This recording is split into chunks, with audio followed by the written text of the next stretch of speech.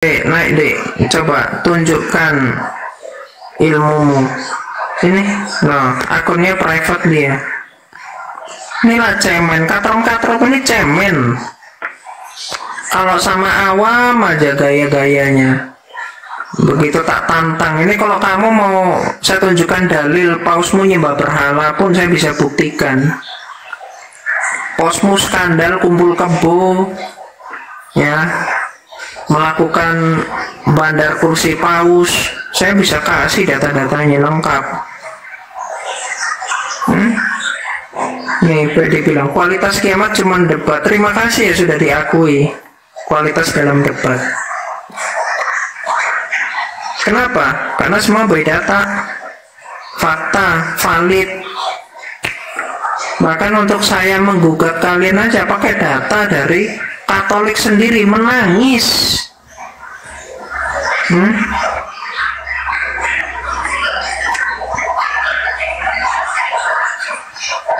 Jadi yang menyimpang, yang radikal, yang liberal, itulah. Ini sama seperti Islam. Data apa? Data comot-comot ini ke Islam ini. Pantesan bisa nikah sama Islam di gereja, bisa nikah sama Buddha di gereja. Ajaran sinkretisme itu begitu. Jadi ketika sudah tidak memegang teguh ajaran gereja yang mula-mula itu, akhirnya klaim apa? Katolik, Katolik, Katolik. Ajaran baru aja kok ngomongnya ajaran mula-mula. Kalau dikatakan kanonik juga sudah tidak kanonik. Katolik Roma ini udah terputus. Itu Paus Benediktus saja bisa sampai 3 kali menjabat, yang mengangkat sebagai paus dirinya sendiri. Bahkan ada yang lebih ngeri lagi, bunuh paus sebelumnya, setelah itu dia mengangkat dirinya sendiri sebagai paus. Itu sudah terputus itu. Kepausan seperti itu sudah secara sukses itu sudah terputus.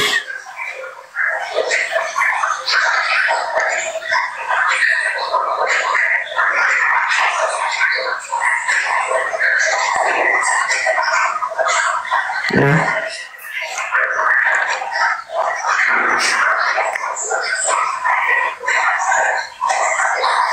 Jadi yang diajarkan saat ini, ya, yang bisa menikah beda agama, apakah itu ajaran Tuhan? Enggak, itu bukan ajaran Tuhan itu.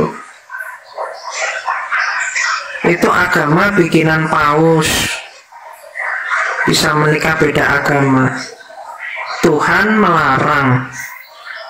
Bapak gereja di dalam nasihat-nasihat Santo Ambrus, uskup dari Milan, melarang.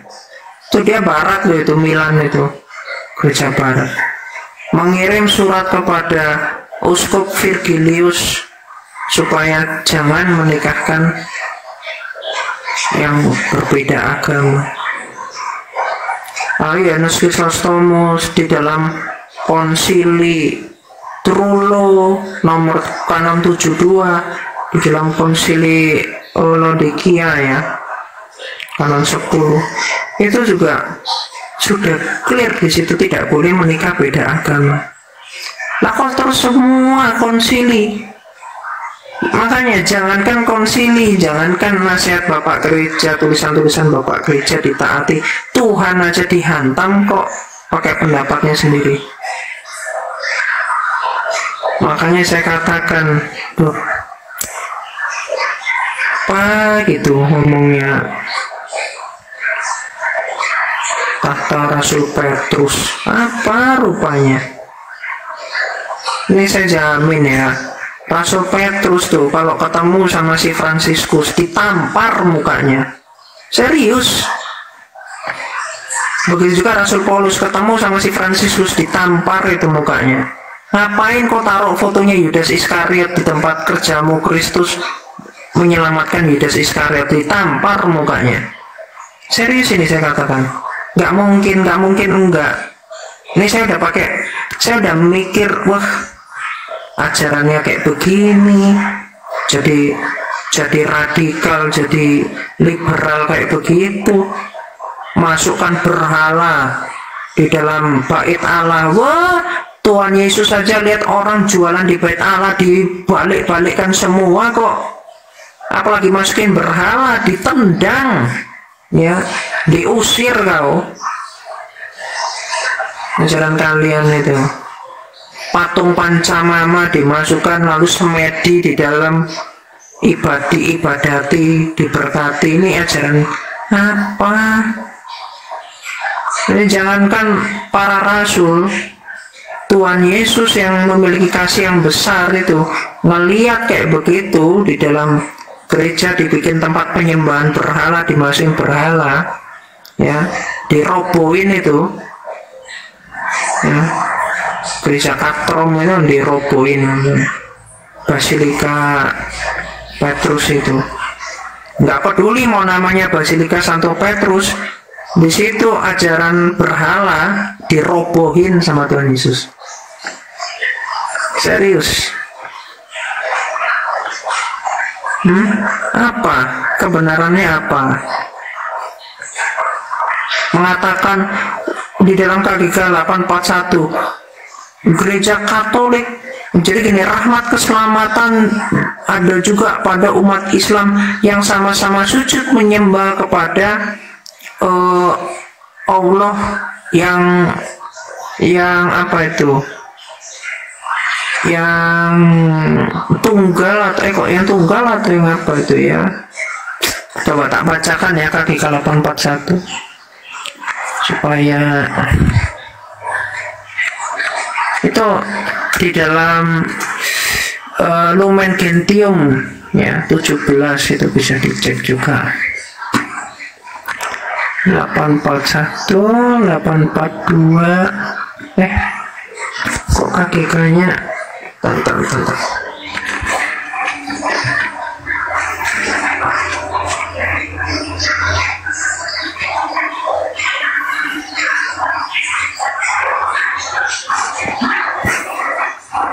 Itu ada rahimnya segala loh, si webnya Iman Katolik nggak bisa dibuka ya sekarang ya, lagi internetnya, bentar, internetnya kok tidak tersambung, bentar.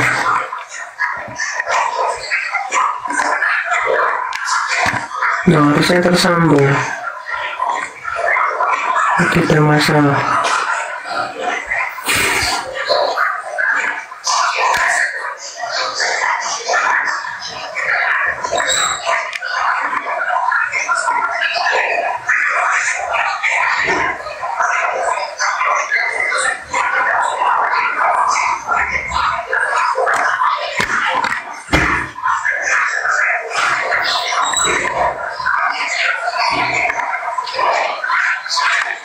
No.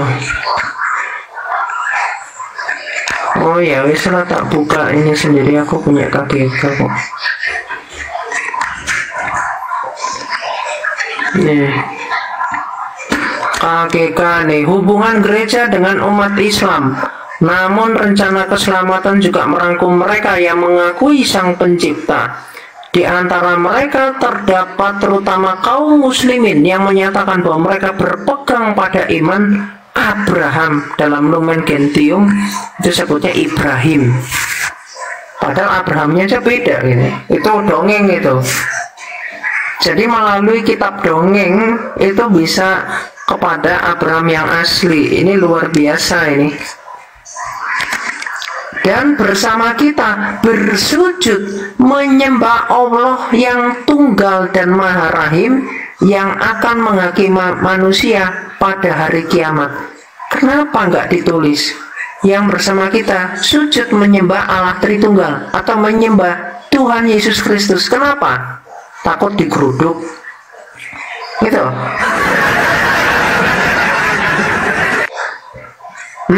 Takut diludahin mukanya paus.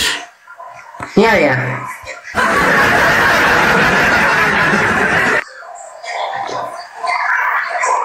Gitu. Itu namanya ajaran cari muka.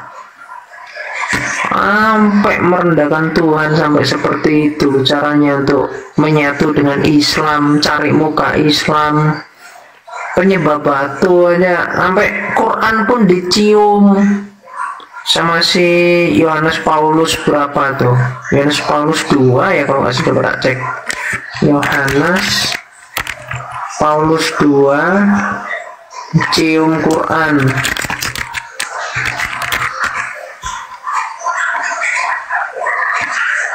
Nah betul, nih Yohanes Paulus 2 tuh cium Quran. Benar-benar ya.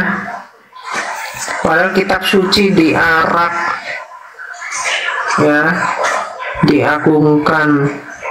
Malah kitab orang isinya percabulan, surga pecah perawan, bidadari, kaya-kaya untuk kedamaian dunia, pakai menjadi munafik, sampah.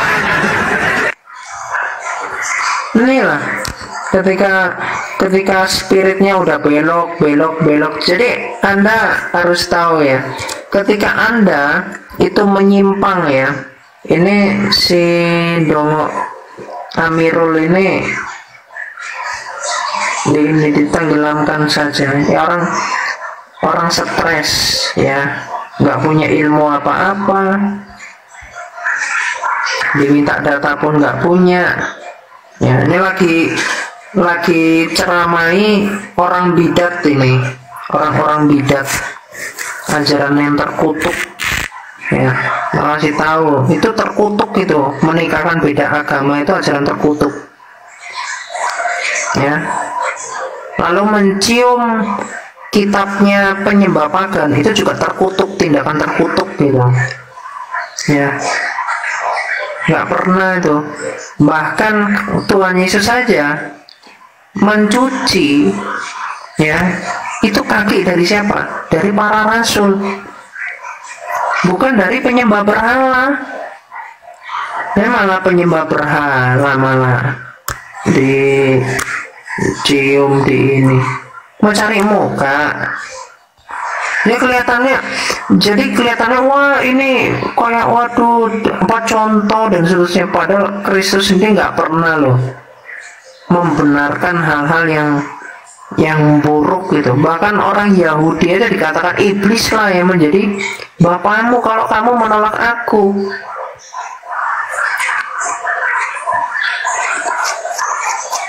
Nah ini kok malah sujud menyembah kepada Allah yang tunggal, yang maha rahim.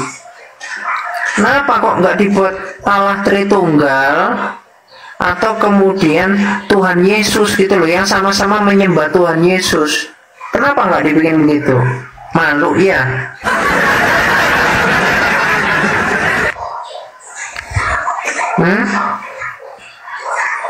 Malu. Nanti takutnya ditolak kalau begitu. Nih makanya gara-gara itu maka kemudian bisa menikah beda agama. Udah. Jadi kalau Tuhan itu bilang ya kepada bangsa Israel itu bersundal itu. Jadi saya berani mengatakan bahwa katrom ini adalah isinya adalah persundalan. Mengerikan.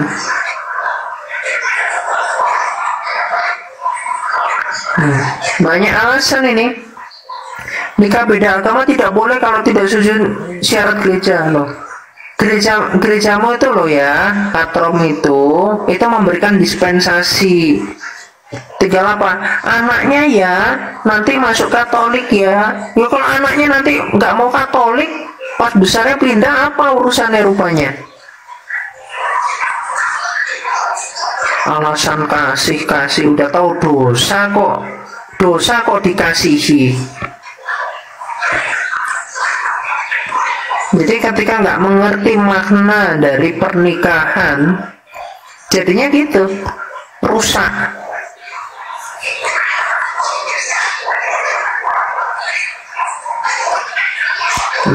bangsa Israel banyak nikah sama beda agama. Gigi kau nikah beda agama, nikah sama bangsa lain karena menyembah ilah asing itu nggak boleh. Kau baca tuh Ulangan 7 ya.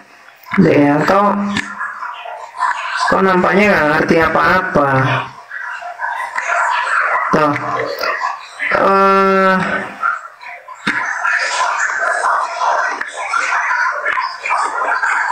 Ya, coba.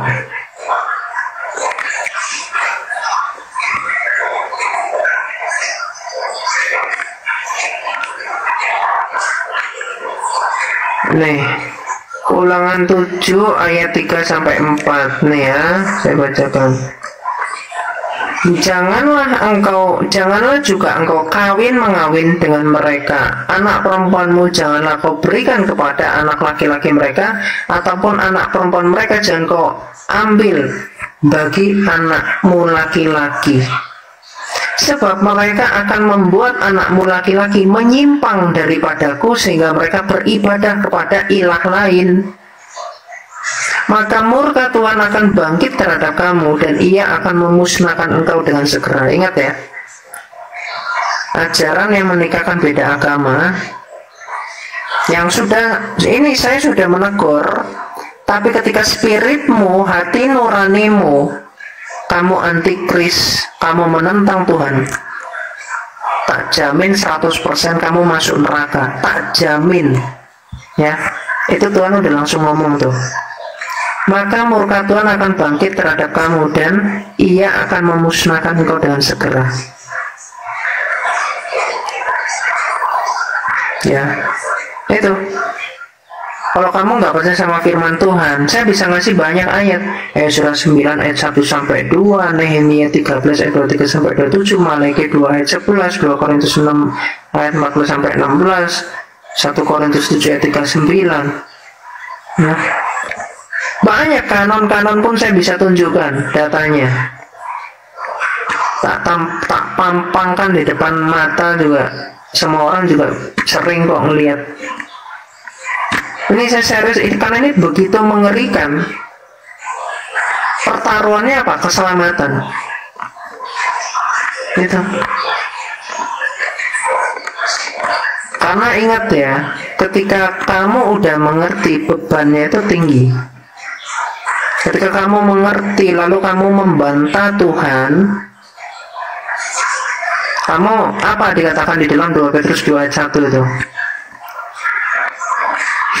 Sebagaimana nabi-nabi palsu dahulu tampil di tengah-tengah umat Allah, demikian pula di antara kamu, di antaramu itu ternyata apa? Akan ada guru-guru palsu. Mereka akan memasukkan pengajaran-pengajaran sesat apa? Nikah beda agama. Dibilanglah, nggak apa-apa nikah beda agama.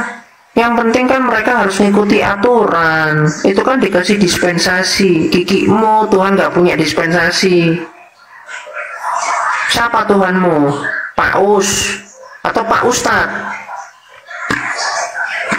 Pak Ustad atau Paus? Wah, kayak ajaran Pak Ustad sih. Tak lihat-lihat. Mereka akan memasukkan pengajaran-pengajaran sesat yang membinasakan. Hati-hati loh. Kalau udah dengar tapi masih bantah, jiwamu itu jadi rusak, mati yang binasa.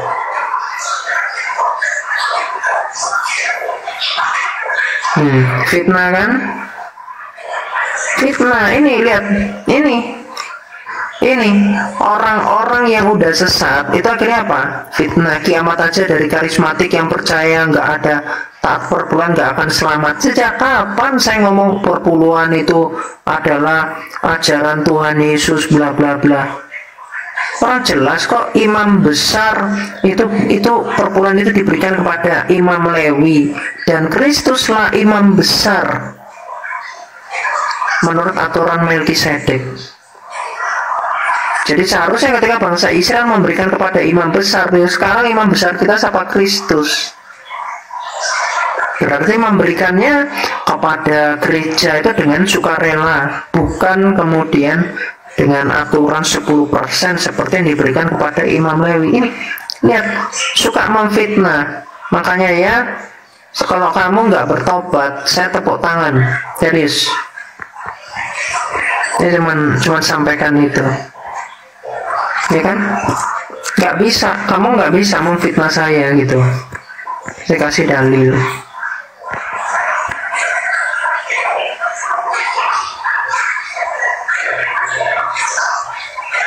Gitu ya, kamu belajar ya, karena kamu belajar ya, indulgensi, sititsel, menjual. Ayo, ini makanya dalam Islam itu ada namanya purgatorium ya. Jadi istilah rahmat berlebih ya, itu seorang yang meninggal harus kemudian dikasih indulgensi, kemudian ketika rahmatnya berlebih, nanti dia di dalam neraka yang keduanya itu sebentar. Bahkan ada trik ya, 7 cara menghindari purgatorium.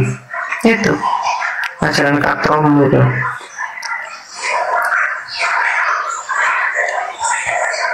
Itu ya.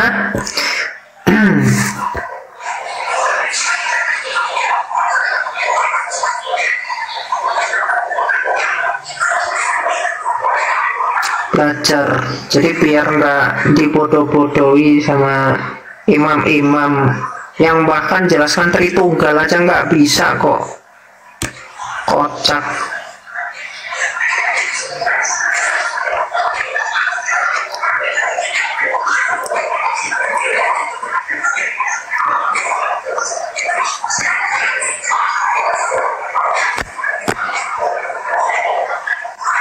Tuh ya, jadi kalau ada yang lihat yang di bawah kayak Islam, komentarnya itu koplak kayak gini, ngomong gini Islam.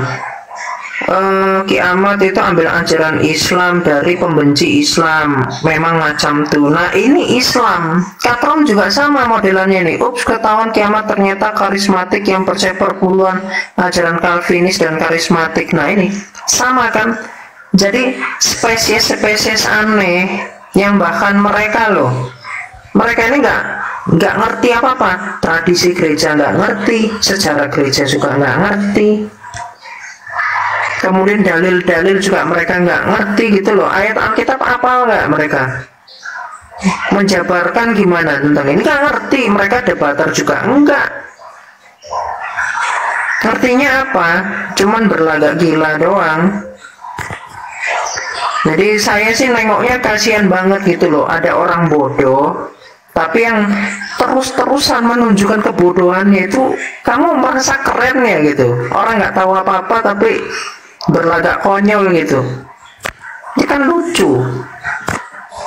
Ya ampun, memang. Ya kalau kemudian saya bisa bantah itu, kamu tuh bohong gitu ya, coba. Bisa?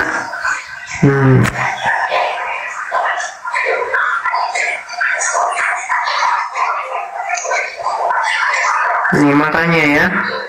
Jadi ini supaya saya kasih tahu ya, saya lahir kecil, saya beribadah di gereja karismatik ya. Lalu saya kuliah, saya mendapatkan teologi reform ya, Calvinis.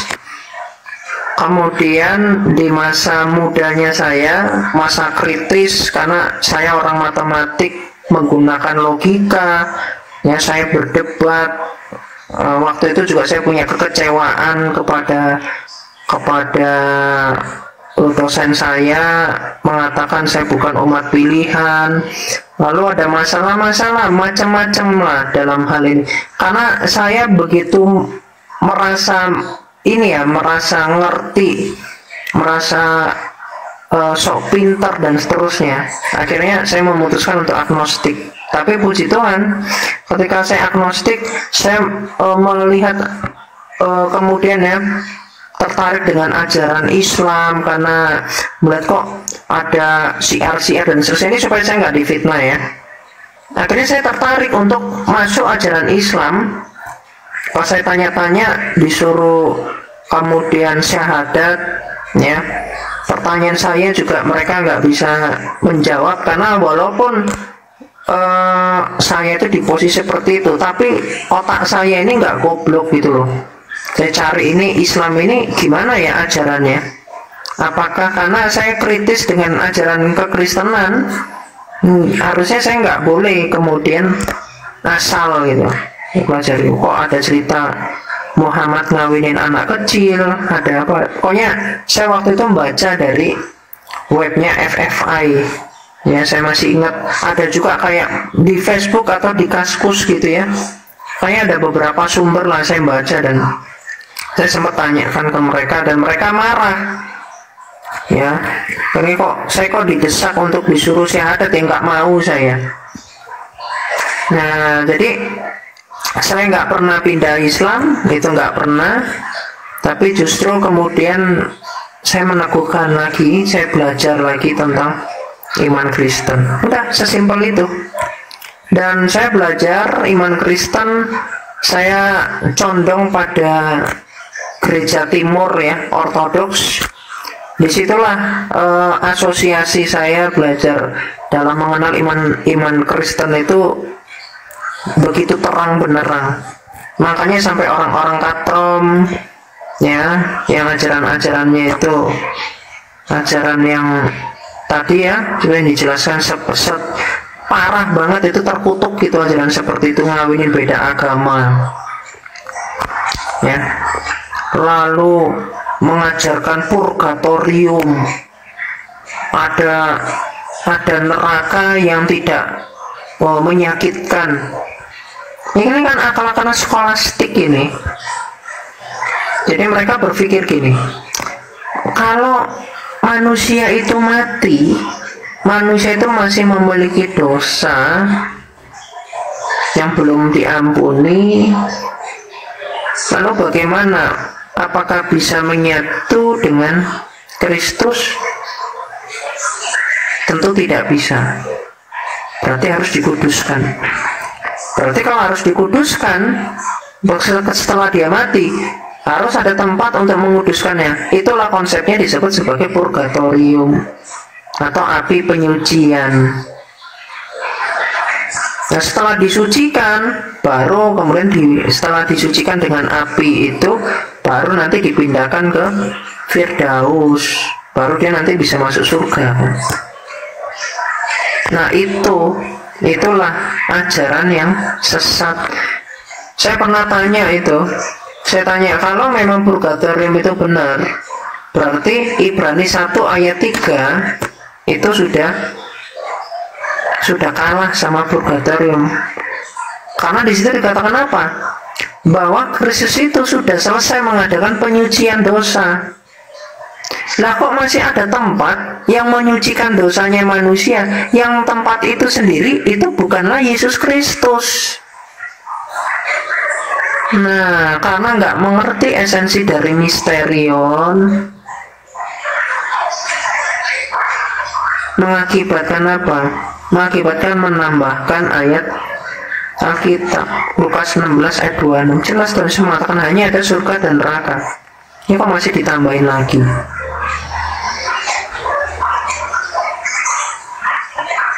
Nggak ngerti juga tentang 1 Korintus 3. Ya, 1 Korintus 3 ayatnya yang ke 11 sampai 15. Ternyata ada yang dasar imannya itu di atas emas, ada yang di atas perak, ada yang di atas batu permata. Makabe itu tidak tepat dikatakan sebagai deuterokanonika, karena arti dari deuterokanonika itu kanon kedua. Itu keliru dikatakan deuterokanonika. Yang benar apa? Anagignos komena. Artinya kitab yang layak dibaca karena di situ berisikan sejarah, di situ berisikan nasihat, tetapi tidak menjadi bagian di dalam doktrin. Ya, doktrin itu harus di dalam PL dan PB. Jadi tidak ada jeda antara Maleakhi sama peristiwa Kristus. Coba kamu cek Maleakhi itu tahun berapa coba. Coba ya.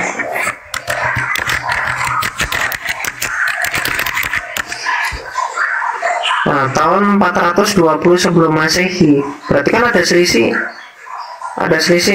ini ya, 420 tahun gitu. Nih, dia nggak belajar lagi nih ngomong konsili kitab suci, sudah ada di konsili Hippo dan Kartago.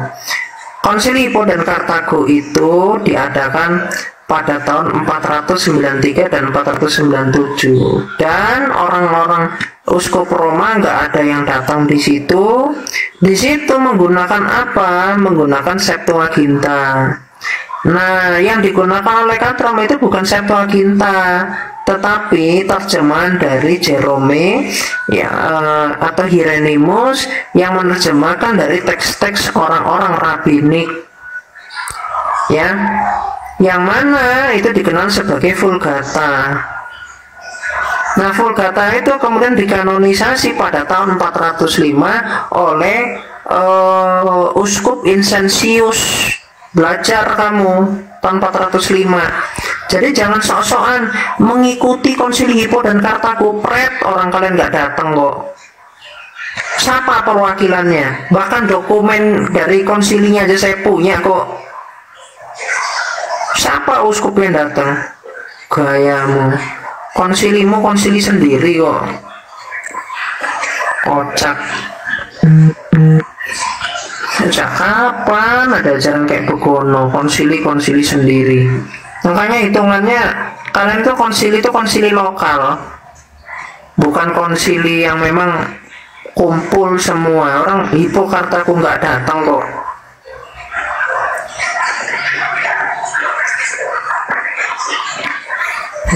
Inilah orang kalau nggak belajar. Dan yang lucu itu begini ya, mereka ngomong itu si Martin Luther itu hampir menolak kitab Ibrani. Padahal kalau kalian belajar ya, polemik itu tuh muncul pada orang-orang di Barat itu sendiri. Nih, saya tunjukkan nih datanya ya. Ini saya tunjukkan dari catatan Irenaeus ya. Jadi orang-orang di Barat itu sendiri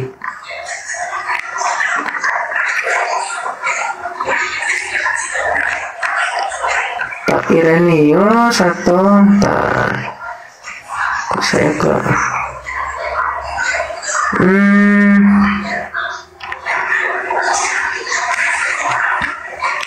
jadi kalau di timur itu udah ini, makanya masalah-masalah kayak predestinasi ini kan masalah-masalah di Barat itu.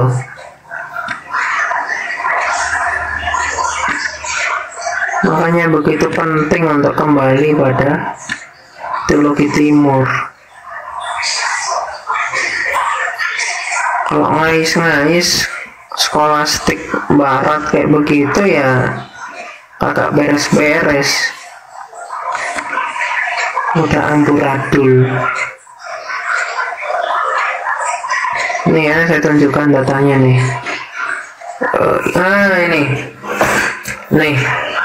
Ini catatan Eusebius ya, sejarah gereja nih, buku 3 nih, lihat nih.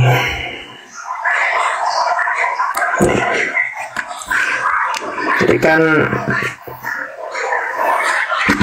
nih saya pakai langsung dari sumber Katolik Roma ya,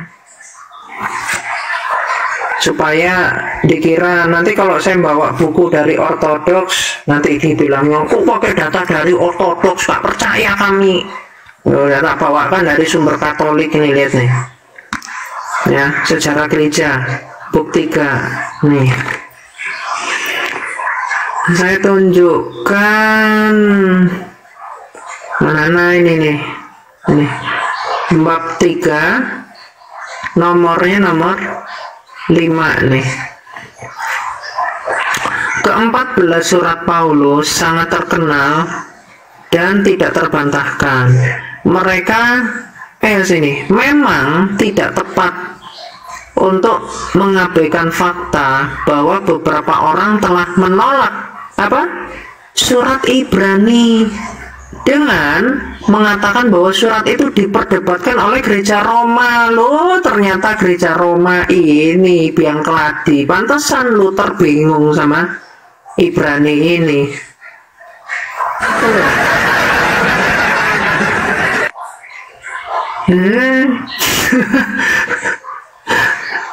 Padahal orang-orang di timur nggak ada masalah kayak beginian.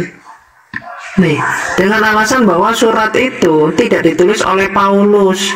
Namun ini kocak ini. Ya. Namun apa yang telah dikatakan mengenai surat ini oleh mereka yang hidup sebelum zaman kita akan saya kutip di tempat yang tepat. Mengenai apa yang disebut Kisah Para Rasul Paulus, saya tidak menemukan di antara tulisan-tulisan yang tidak terbantahkan. Nih ya. Nanti juga ada pernyataan juga. Inilah konyol-konyol. Ini ya, banyak-banyak belajarlah. Saya juga nyicil ya, membaca semua catatan konsili Bapak Gereja itu saya baca.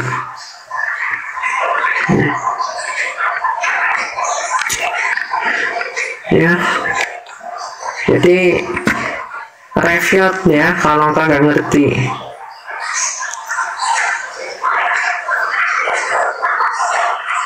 Nih, sebutkan konsili Hipokartago. Dek, kamu naik aja dek, sini dek. Berani nggak naik? Kalau nggak berani mah apa levelmu? Naik dong. Saya kalau dokumen Hipokartago ada dokumennya. Bahkan siapa yang datang aja saya bisa buktikan itu. Kalau nggak ikut kanon ya nggak usah ngeklaim gitu. Orang nggak ikut kanonnya kok. Bikinnya kan kanon sendiri, nggak pakai Septuagint kan. Pakainya kan Vulgata. Jalan Vulgata itu belajarnya dari siapa? Dari rabi-rabi Yahudi. Mereka orang rabinik. Tuh, makanya banyak pembingungan ya. Tapi ujung-ujungnya sekarang katrom di Indonesia pakai LAI. Numpang Alkitabnya Protestan. Ujung-ujungnya. Jadi lucu. Di sisi lain ngata-ngatain, tapi di sisi lain mereka numpang gitu. Aduh. Numpang. Lucu ya.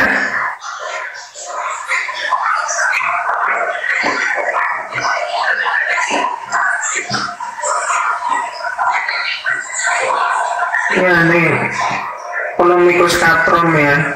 Kalau sama awam, gawayanya petentang-petenteng. Begitu saya tantang, ayo debat kita pakai data, ayo. Yuk, mau apa temanya? Yang mana? Ya kalau golongan Dekia Sapa itu kan masuk dalam bidat ini ya, bidat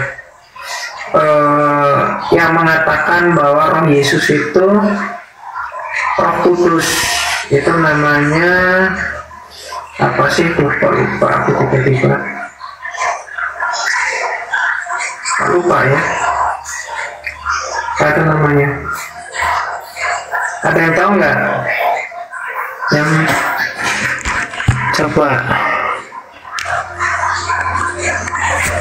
7 konsili namanya bidat Apolinianisme ya, Apolinarisme. Nah itu nama bidatnya tuh. Jadi gara-gara Filioque jadinya masuk dalam bidat itu, menangis kan. sedangkan itu dianatema oleh gereja. Wah, itu memang sakit ya. Memang akibat dari filioque itu memang kena mana-mana, itu kena. Akhirnya karena sudah menyimpang dengan terlalu jauh satu hal itu, akhirnya nambah yang lain. Ya. Jadi ibaratnya kalau tegak lurusnya itu 90 derajat ya, atau perpendikular, Anda menyimpang 89 derajat saja, perjalanan jauh ya, itu wah nyimpangnya udah jauh ya, walaupun 89 derajat ya. Apalagi bukan segitu, makanya nggak ketemu jadinya.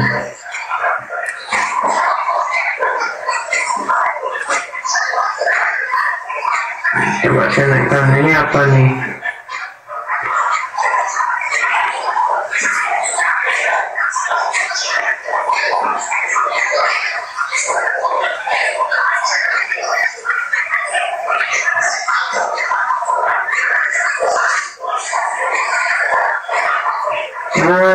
Narasi remeh-temeh.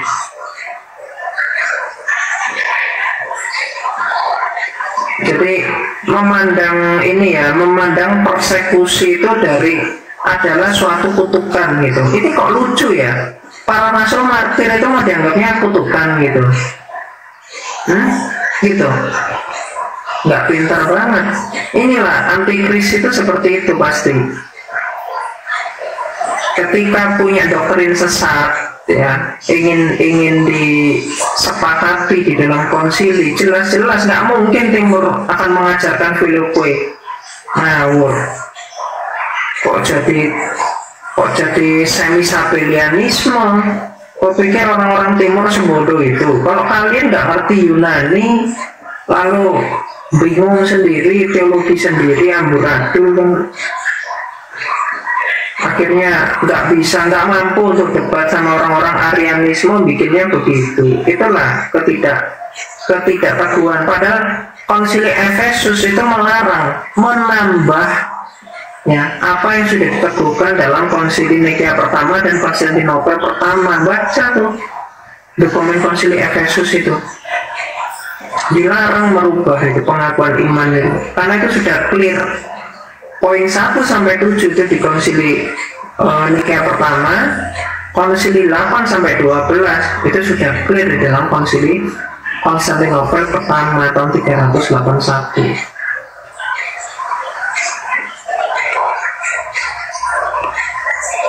Saya pakai data terus, kalau dia kan cuma congor toh.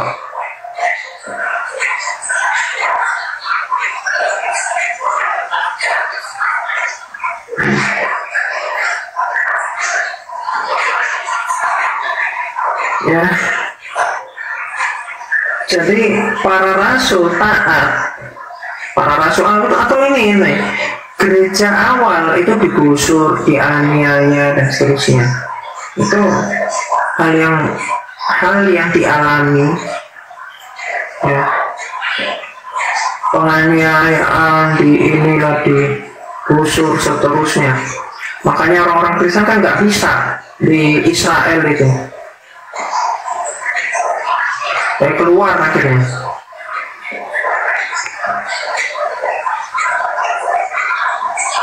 Tapi yang menariknya apa? Iman ortodoks itu tetap ada. Itu menariknya.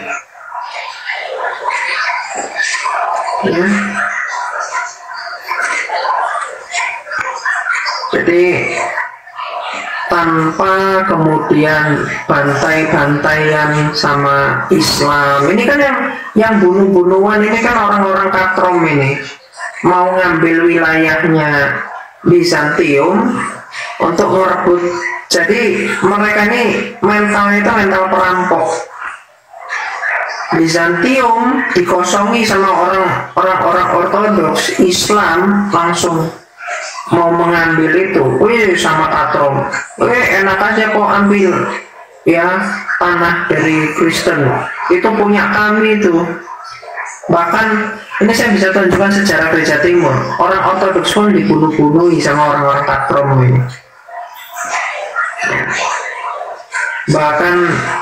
Bahkan sampai dikatakan lebih keji mereka itu daripada pasukan Islam, sampai dirampok, sampai di itu. Loh, mereka sembunyi di goa pun masih dibunuh loh sama katrom ini.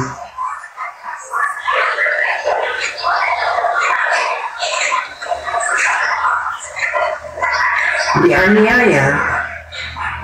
Jadi dianiaya sama siapa ya? Sama ini, sama kelompok-kelompok si penyembah Pak Ustadz ini, Pak Us ini.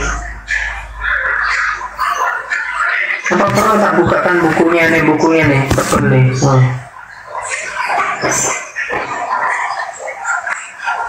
Nih, ini bukunya nih. Nah, bukunya tuh.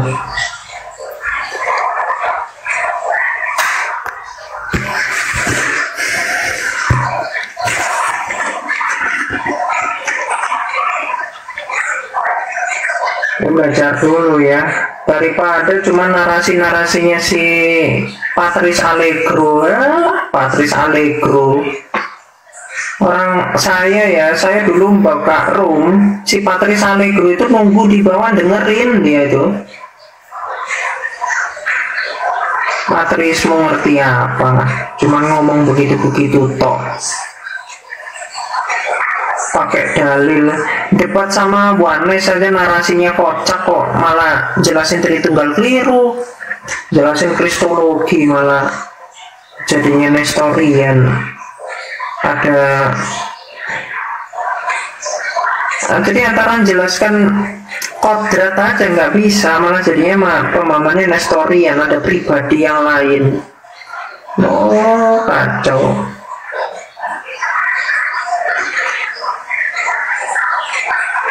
Kacau.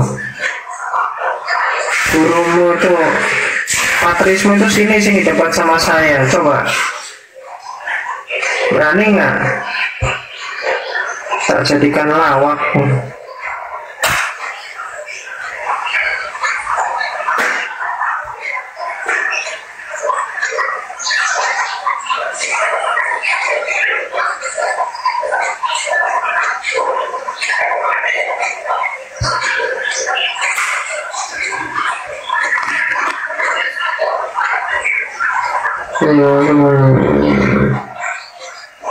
Nah ini peristiwa skismanya ya.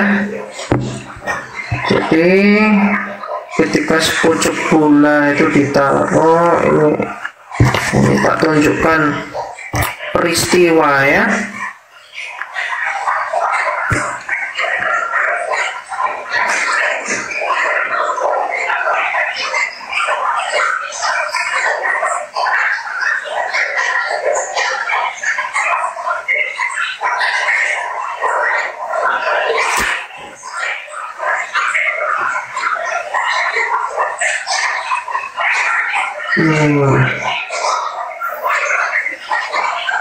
Nah, akhirnya apa nih? Bisa dikatakan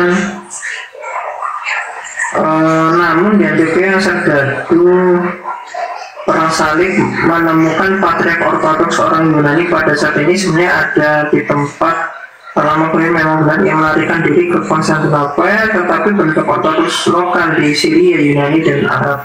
Syria tidak mau mengaku patriark Latin yang diangkat oleh serdadu perang salib di tempat patriark yang sah itu. Jadi pada tahun 110 terjadilah sebagai akibat suatu skisma lokal di Antioquia sesudah tahun 1187 ketika Sultan Hasanuddin Salibin merebut Yerusalem. Di situasi di tanah suci makin memburuk, dua saingan yang makin tinggal di bagian ini saja.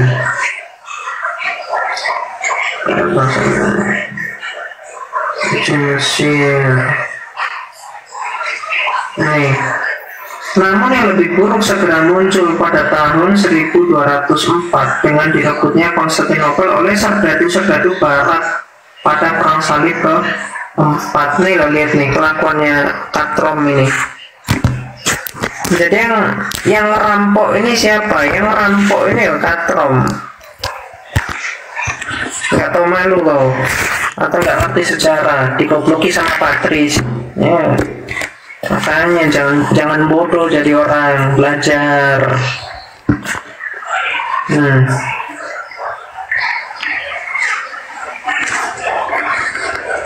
Nih dek ya, belajar kode nih. Namun yang lebih buruk segera menyusul pada tahun 1204 dengan direbutnya Konstantinopel oleh siapa? Oleh serdadu Barat pada perang salib. Jadi yang ngambil siapa? Katrom. Ya, serdadu perang salib ini pada mulanya berniat menuju Mesir, tetapi diyakinkan oleh Alexius, anak dari Ishak Angelus, kaisar Bizantium yang digulingkan, agar berpaling ke Konstantinopel untuk memulihkan kedudukannya tahta ayahnya. Campur tangan Barat dalam politik Bizantium ini tidak berlangsung secara menyenangkan dan akhirnya Pak repot juga makanya. Pada akhirnya apa di sini? Para serdadu perang salib yang merasa jengkel dengan apa yang mereka anggap sebagai sikap bermuka dua dari orang-orang Yunani ini kehilangan kesabaran serta menyerbu habis-habisan kota itu. Lihat nih.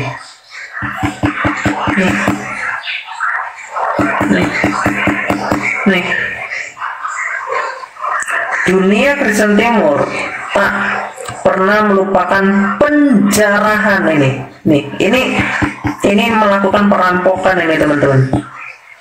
Ya, perampokan, pembunuhan yang parah ini. Penjarahan selama 3 hari yang amat mengerikan itu. Bahkan umat muslim itu lebih penuh belas kasihan dan baik hati. Protes Nicholas Choniatis dibandingkan orang-orang ini, yaitu Katrom ini ya, yang menyandang salib Kristus di pundak mereka. Tapi apa? Bunuh ya, rampok itu. Apa yang amat mengejutkan orang-orang Kristen Timur dari segala apapun adalah penghinaan dan pelanggaran atas hal-hal yang suci yang dilakukan secara ceroboh dan sistematik oleh para serdadu perang salib itu. Bagaimana orang-orang yang secara khusus membangkitkan diri mereka dalam ibadah bagi Allah memperlakukan hal-hal yang berkenan dengan Allah semacam itu ya. Sementara orang-orang Bizantium memperlihatkan para serdadu perang salib itu merobek berkeping-keping mezbah dan ikon stasiun dalam gereja Hagia Sophia ya, Hagia Sophia, dan menempatkan pelacur-pelacur di atas tahta patriark. Lihat kelakuannya Katrom. Bahkan gereja pun sama mereka dibikin seperti itu. Kutukan. Iya. Nih kutukannya sekarang nih ajaran Katrom, kayak ajaran pesundal.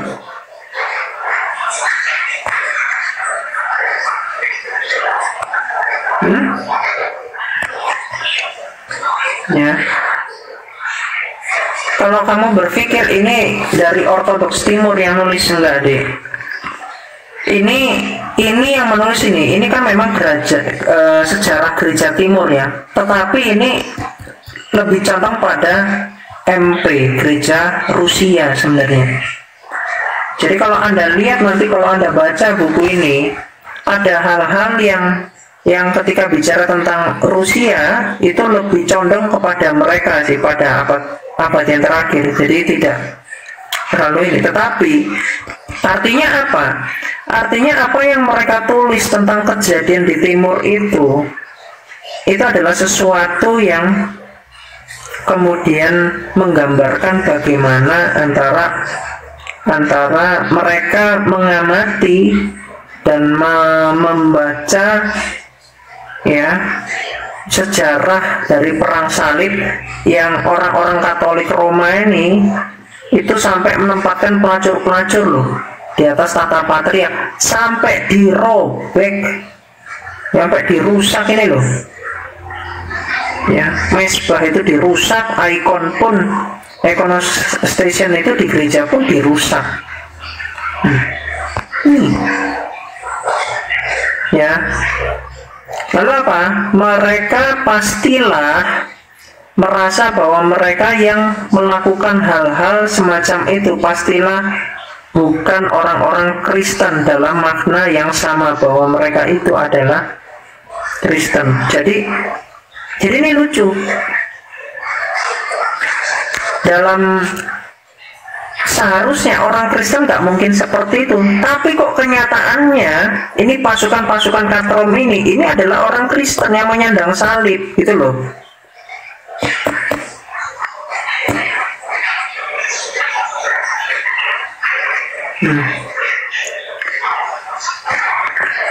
Makanya saya tuh kalau melihat itu tenang gitu loh. Saya mau lihat Rusia mau konflik sama Ukraina, saya pandangan saya bukan MP kok, dan saya tidak mempedulikan gitu loh. Jadi saya lebih baik itu di kubu yang ini ya, yang underdog ya. Makanya saya lebih suka di dalam kubu GGOC yang disikat sana sini, tetapi justru di situ menjadi kuat ya. Nih, lihat nih, Konstantinopel, Covitas Deo Profana. Di sini katakan, kota Konstantinopel sudah begitu lama menjadi fasik. Demikianlah nyanyian para serdadu perang salib Perancis dari Inggris itu. Sementara mereka membawa pulang peninggalan-peninggalan kudus, benda-benda keagamaan yang dianggap kudus, peninggalan dari sejarah lampau, relik-relik ya dan sebagainya, yang telah mereka curi jadi perampok ya, katrom. Nih, jadi kalau dibilang ini sama Islam, orang kalian kok, kalian yang melakukan itu. Herankah kita jika orang-orang Kristen Timur sesudah tahun 1204 juga memandang orang-orang Latin sebagai provasi atau fasik. Orang-orang Kristen di Barat masih belum menyadari alangkah dalamnya rasa jijik dan alangkah bertahan lamanya kesan ngeri umat Ortodoks terhadap tingkah-tingkah seperti penjarahan dan serbuan oleh para serdadu perang salib ini terhadap Konstantinopel. Nah, ini saya baca sejarah loh ya. Saya kasih tahu kelakuannya katrom ya, dari pausnya sampai si krucu-krucunya ini, umat-umatnya seperti apa.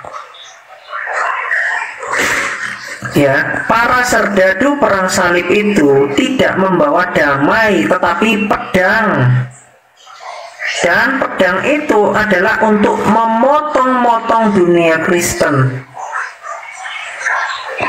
Ketidaksetujuan doktrinal yang berlangsung lama itu sedang dipaksakan ke pihak umat Ortodoks Timur oleh kebencian nasional yang mendalam, oleh suatu perasaan geram dan marah atas agresi Barat dan penghinaan pelanggaran mereka atas hal-hal yang suci itu. Jadi gara-gara mereka ini meminta supaya doktrinnya mereka, supaya pausnya mereka ini kemudian semua pendapatnya ini harus dikonsilikan, harus diterima oleh semua. Akhirnya mereka melakukan penghajaran ini. Ya, saya kasih data loh ya. Sesudah tahun 1204 tak dapat diragukan lagi, Kristen Timur dan Kristen Barat telah terbagi menjadi dua. Dalam mengkaji ulang sejarah skisma ini, para penulis masa kini telah dengan tepatnya menekankan pentingnya faktor-faktor non-teologis.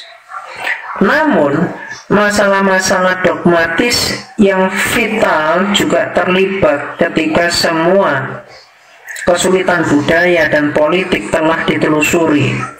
Benarlah bahwa pada akhirnya perbedaan-perbedaan doktrinlah, terutama filioque dan pernyataan diri kekuasaan paus yang membuat perpisahan antara Roma dengan Gereja Ortodoks, sama sebagaimana perbedaan-perbedaan doktrin itu juga yang masih menghalangi rekonsiliasi keduanya. Skisma itu bagi kedua belah pihak merupakan suatu komitmen spiritual, suatu keberpihakan secara sadar dalam masalah iman. Ya, jadi karena Ortodoks itu tidak mau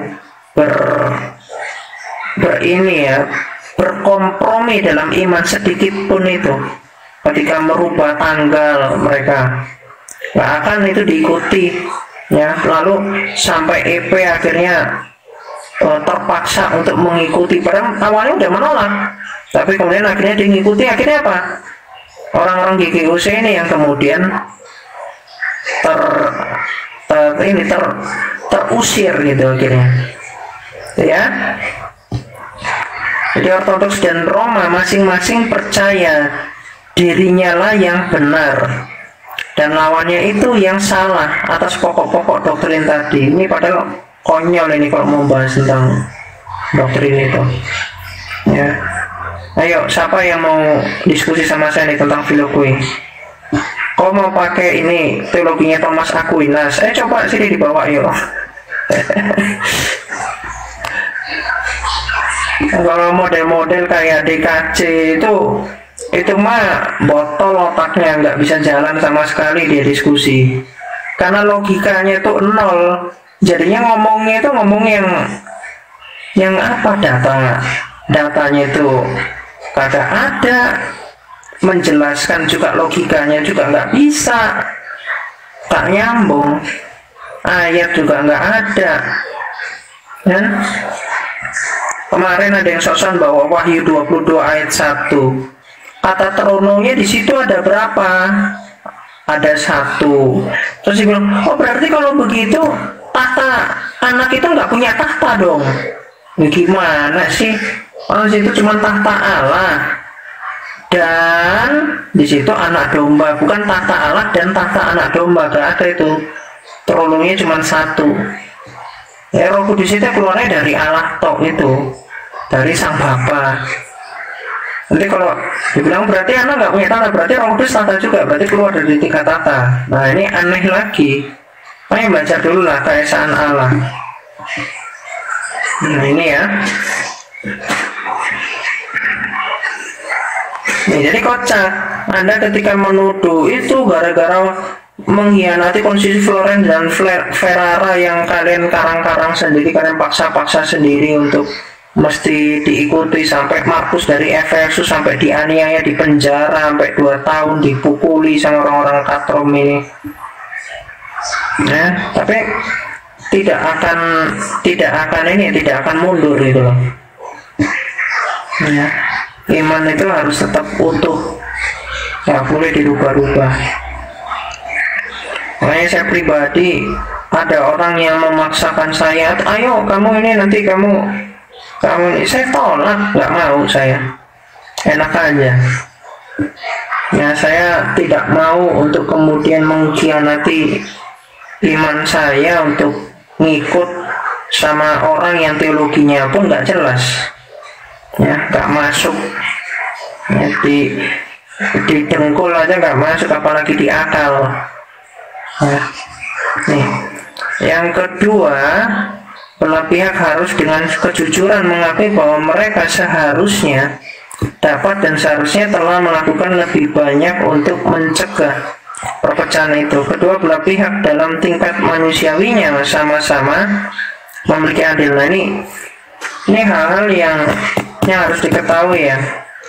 Iman yang awal, yang murni itu apa? Yang non filogo ya sudah, yang salah mana? Kok malah mau dirubah-rubah? Ya. Nih baru kemudian ada pembahasan tentang hesikasme. Ini hesikasme ini nanti ada tokoh yang bernama Gregorius Palamas. Nanti ada skolastik. Ini teologi apa-apa ini skolastik. Ya, seperti itu. Jadi belajar lagi ya sejarah.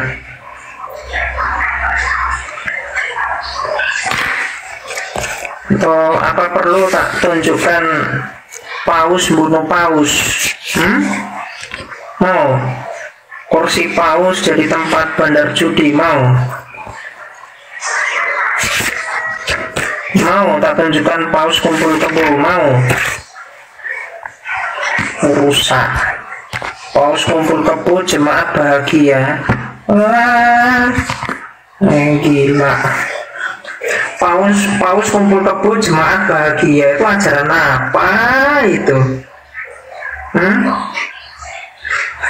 Teman-teman cari deh Paus Julius VI itu sakit sifilis. Sifilis itu sakit kelamin itu.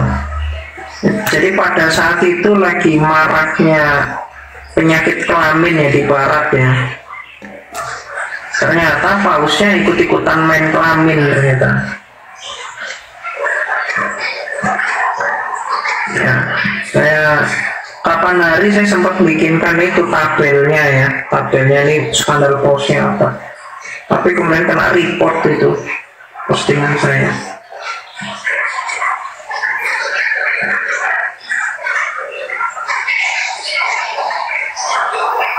Makanya kan nasihat dari baik di dalam kitab suci ya maupun dalam nasihat Bapak Gereja itu supaya gereja itu dalam teologinya itu netral, tidak. Jadi politik itu bukan untuk kepentingan teologi gitu loh. Jadi tidak boleh ada maksud politik untuk suatu kepentingan tertentu. Ya supaya apa ya? Supaya nggak terjadi yang seperti itu. Tapi ketika Bizantium itu menjadi tempat yang diakui sebagai Roma yang baru, bahkan di dalam konsili Chalcedon ya tahun 451 kanon nomor 28 yang memiliki kesetaraan ya, yang memiliki kebijakan yang sama. Kamu baca tuh di nomor 28 justru melanggar itu kan.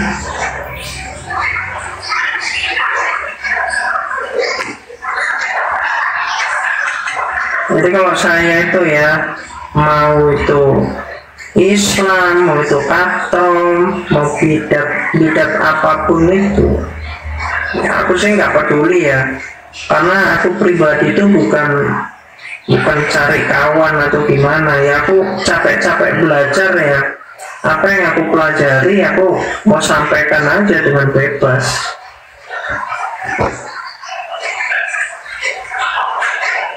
ya. Dan saya di dalam teologi timur ya, itu saya itu tidak ada satupun, ini saya tidak ada satupun bantahan. Karena bagi saya semua yang ada, semua yang disampaikan itu semua itu tidak bertentangan dengan kitab suci maupun ajaran dari para bapak gereja.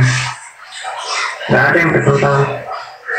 Kalau seandainya ada, udah saya debatin juga serius. Kalau sampai ada,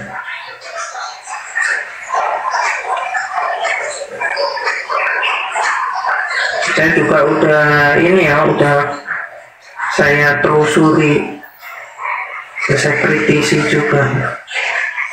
Jadi nggak ada, semua terlalu aman, terlalu terang benderang. Tapi dalam ajaran-ajaran katrom ini malah bisa nikah beda agama, tapi gayanya apa? Protestan, sampai dikatain prosetan, sampai mulut-mulutnya si katrom ini memang mulut-mulut penjahat, makanya mereka penjarahan, perampokan, bahkan loh ya, bahkan gereja aja, bahkan ruang Maha Kudus itu sama mereka malah bahkan tempatnya patriark ya, sama mereka ditaruhin pelacur-pelacur. Ini kan udah kurang ajar. Nanti apakah upload ya enaknya ya? Saya uploadkan aja di VT kali ya. Ya orang-orang bisa baca semua itu. Uploadkan halaman itu. Biar tahu nih kelakuannya katrom dalam sejarah seperti apa. Kenapa sih umatnya itu kurang ajar sampai polemikusnya. Kalau yang masih perilakunya positif, yang masih polos-polos itu masih oke. Tapi kalau udah yang diracuni sama si pegandul ini, udah jadinya belangsak gitu kelakuannya. Udah dimiringin bapaknya, adabnya.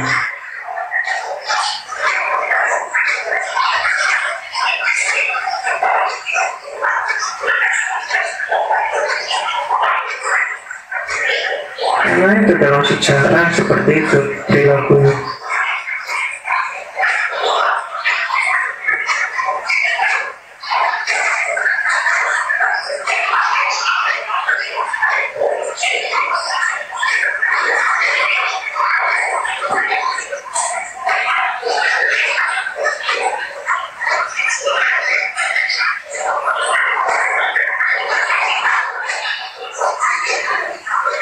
Ya, seperti itu ya.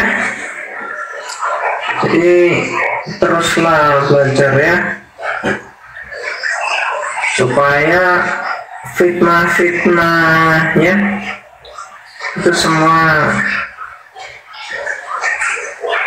terjawabkan.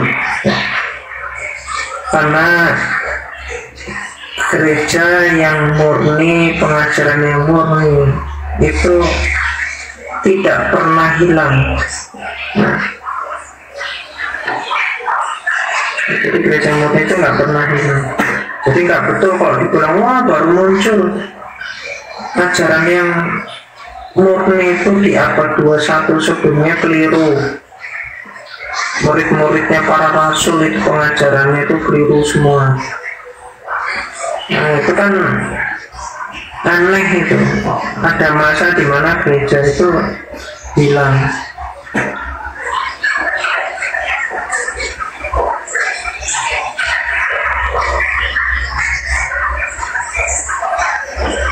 Ya seperti itu ya teman-teman ya. Jadi kalau belajar tentang spiritnya mereka itu seperti apa, Islam seperti apa, tabiat-tabiatnya si patronis, kenapa kok seperti itu, nanti akan tahu kok.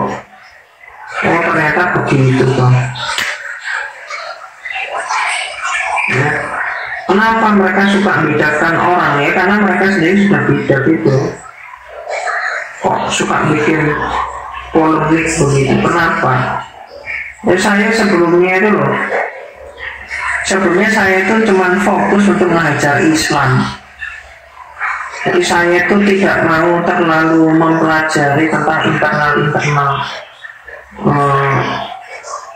denominasi itu seperti apa. Saya fokus kaji ajaran Islam, tak bongkar-bongkar. Ternyata malah di belakang, jadi di balik layar mereka ini banyak belajar dari saya, ya, berbulan-bulan dengar belajar, pas udah ngerti dikit gawaiannya selangit, lalu ternyata di belakang ngata-ngatain ini orang awam, dikatain, dibilang jangan pakai Alkitab kami, gawaiannya sok tahu, penipu.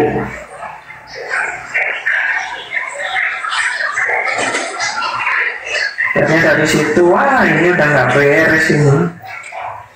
Sampai saya pun nggak ikut-ikutan, tiba-tiba apa yang saya pelajari itu juga dikata-katain juga, dibilang, sampai ada yang bilang Tirtunggal kalau nggak pakai filioque maka semi arianisme. Ini kan kurang ajar. Ajaran jadi apa yang sudah dikonsilikan, yang sudah diteguhkan, karena itu ajaran yang awal itu loh. Ajaran gereja mula-mula itu diteguhkan di dalam konsili, malah dibilangnya semi arianisme. Ini kan kurang ajar. Dasarnya itu juga semua dari kitab suci, sedangkan filioque itu menambah-nambah kitab suci. Mikir ya, kalau masuk kakak, masuk dengkul aja kakak.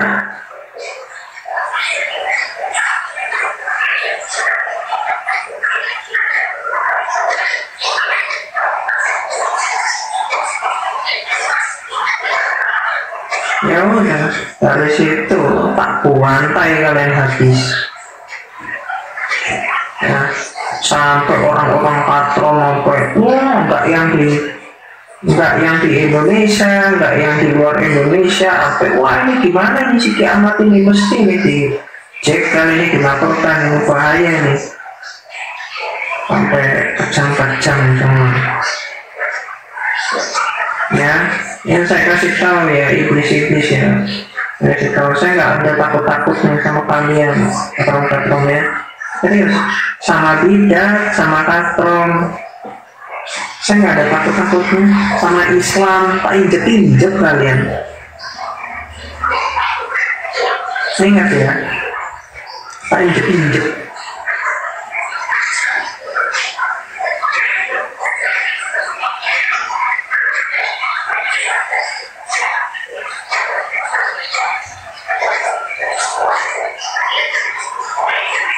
Ya,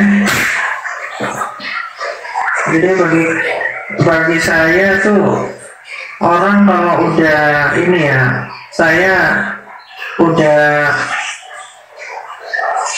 ya, kalau saya katakan ya, waktu awal saya lihat TikTok kok lemes gini, pada ini menurut saya ya, waktu saya lihat dulu itu orang Kristen nggak ngerti tentang ajaran Islam, jadi apologet nggak ngerti ajaran Islam, nggak ngerti. Cuman jawab tentang kekristenan itu pun jawabnya juga nggak seperti sekarang. Sekarang udah banyak yang pintar-pintar. Zaman itu 3 tahun yang lalu itu saya lihat di TikTok loh ya. Waktu itu beberapa orang saya lihat itu nggak jelas gitu.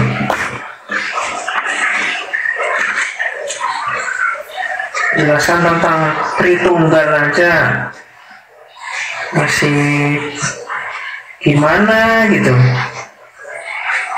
Sekarang karena udah berkali-kali juga ya, udah pada nunjukin literatur apa, akhirnya maju gitu loh.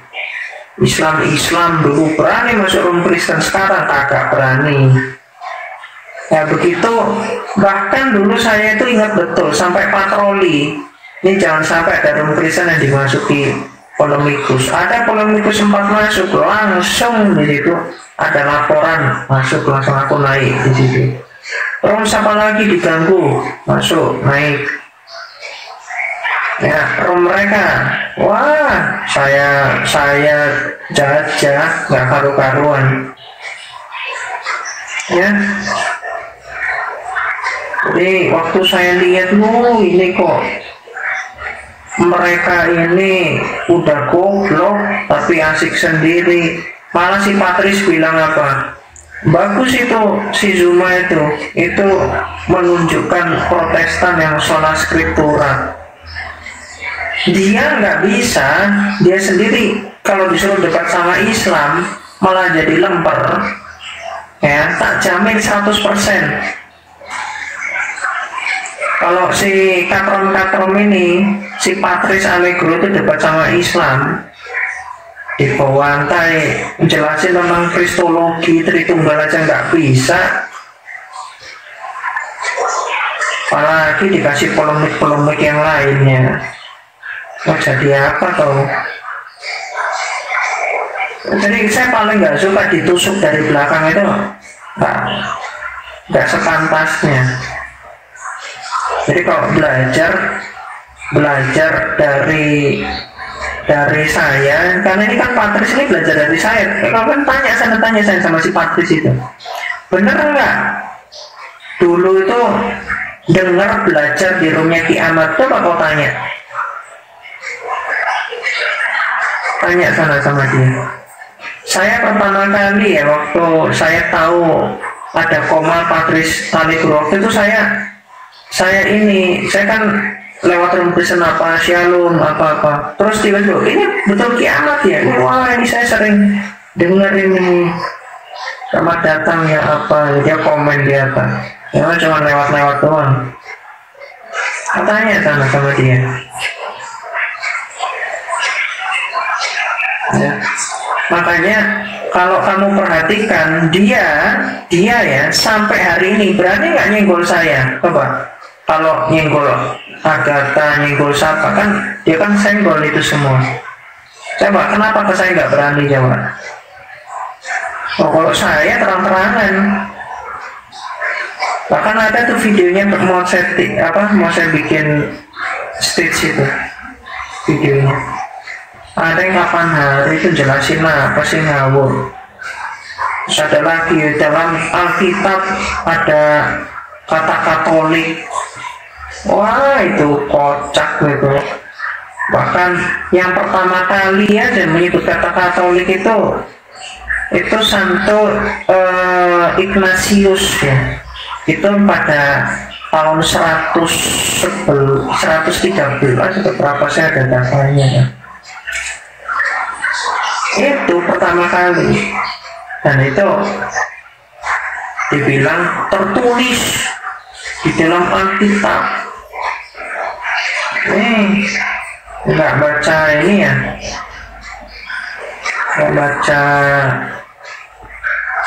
Yunaninya atau apa. Saya cek mana sih kata Katolikos ini, nggak ada. Sampai saya search di Alkitab Yunani langsung nggak ada.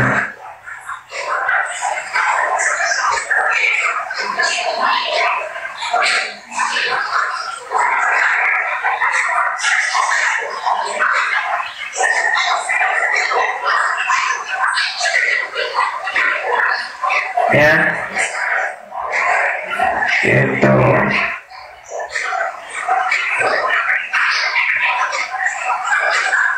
Ya, tidur kode dek. Nah, nih, oh ini udah bisa dinaikin. Ayo naik dek, naik. Ini naik. Tadi mau saya jambak gak bisa, sekarang baru bisa dijambak. Ayo naik. Naik sini lo, kok ditolak, gimana sih kok ditolak? Jangan ditolak. Ayo sini naik. Ayo naik dek, ini dek. Si Truth ini saya naikkan, ayo.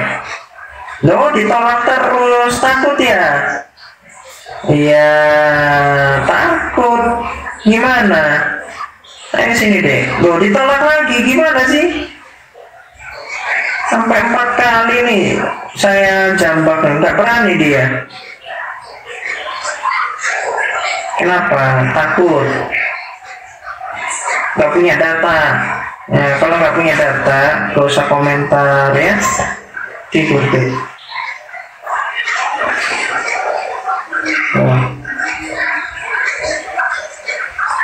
Nah, tidur kamu.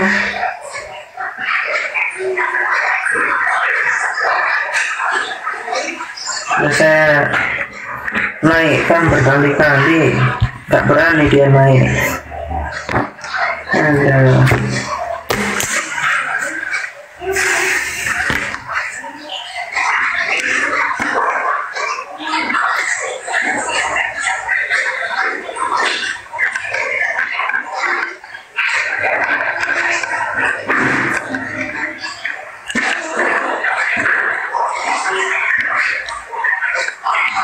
Ya, seperti itu ya.